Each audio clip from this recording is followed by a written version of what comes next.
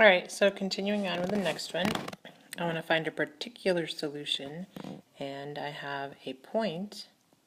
So of course this is x and this is y, so if I were to substitute them in, it would look like this,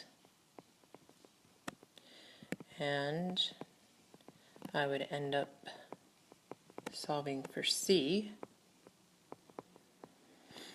So my equation would be 2x squared minus y squared equals 2. Now, I would like to show that that's going to turn into this. So if I take the derivative of it implicitly, this will be 4x minus 2y y prime equals 0. And if I want to get it to look like that, or at least attempt, of course I could move the 2y y prime in front, and then the x, and then if I divide everything by -2,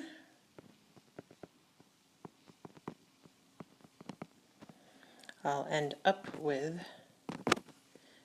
y prime minus 2x equals 0, which checks.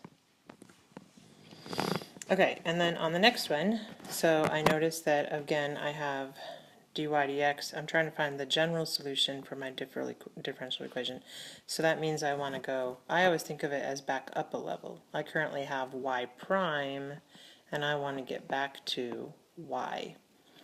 So of course I'm going to have to integrate, but I can't integrate when I have dy and dx on the same side, so I'll need to move this over, and then I'll be able to integrate both sides, except, ooh, I really don't like that denominator, that I can't separate it. So let's try a u substitution and see if that helps.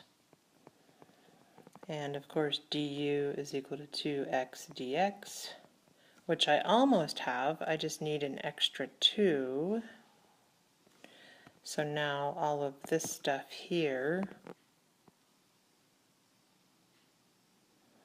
will turn into my du. So I'm integrating 1 over u du. And of course that's going to give me y on the left.